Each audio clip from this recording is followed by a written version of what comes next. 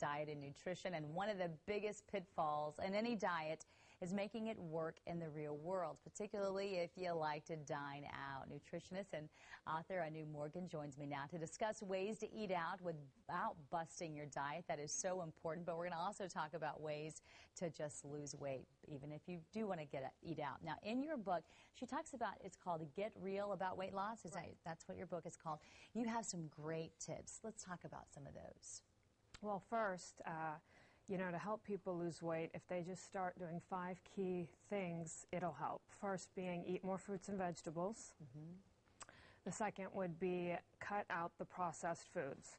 A lot of Americans are eating a lot of processed foods, especially carbohydrates. And just a reminder for people, that's just about anything that comes prepared that's so easy for you. So anything that's in a box, perhaps a can, a package. Exactly. You're going to need to stay away from the vending machines, things like that. Right. If it's too easy, chances are it's processed. Right.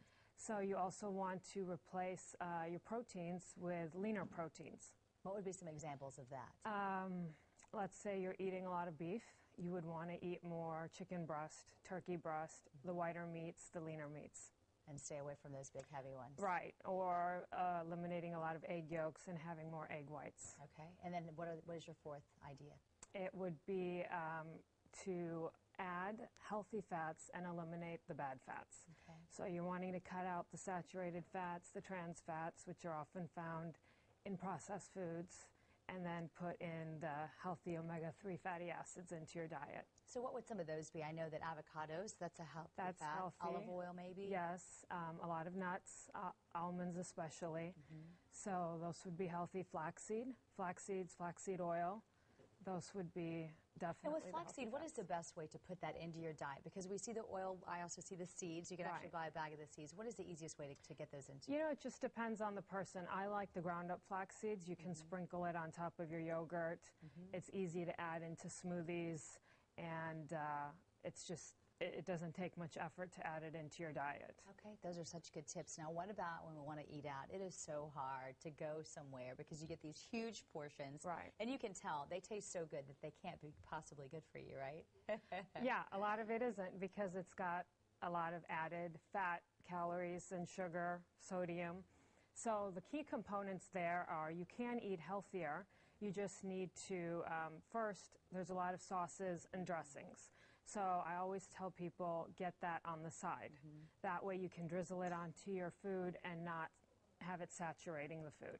And that would go with salad dressing as well. Exactly. Because it is amazing. If you I just dip my fork in my salad dressing and then put it on my salad. Right. And you can't even tell that I've used any of it. Right. Versus it just being smothered. And think about that whole container they give you. They're actually putting it in salad versus if you're getting it on the side. Now, what about those portions that are so big? Do you just try to definitely take it home? Yes, cut down the portion. You should look at that plate when it comes to you. I talk about eating consciously, especially when you're eating out.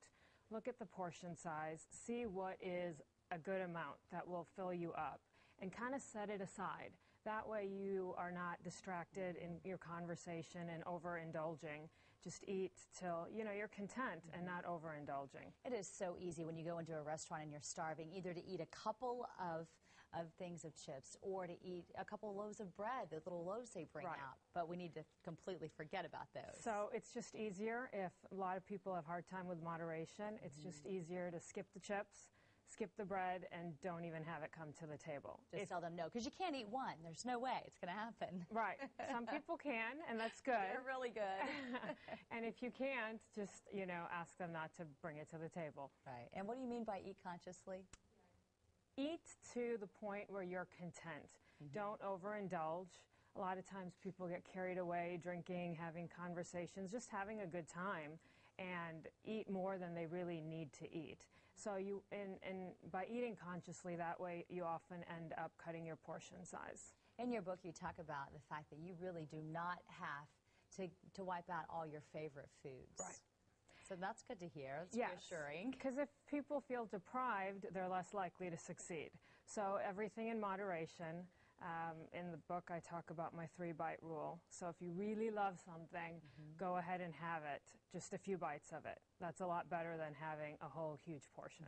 And it's going to take some part of, you're going to have to really stand up to make that happen because it's hard to do that. But at least you get that need fulfilled a little bit. Yes. All right, and what do you say you could find that within yourself, of just maybe picturing yourself someday being the thin person that you want to be? It goes back to that visualization. Focus on what you're trying to do. If weight loss is really a priority, focus on that, and you know, self-control is definitely a part of it. Well, you certainly have it. So thank you so much, Anu Morgan, for coming in and helping us out Melissa. today, and hopefully we're ready to eat out and do it just right. Natalie? Yeah, I want to know if her stomach really looks like that, because that is crazy.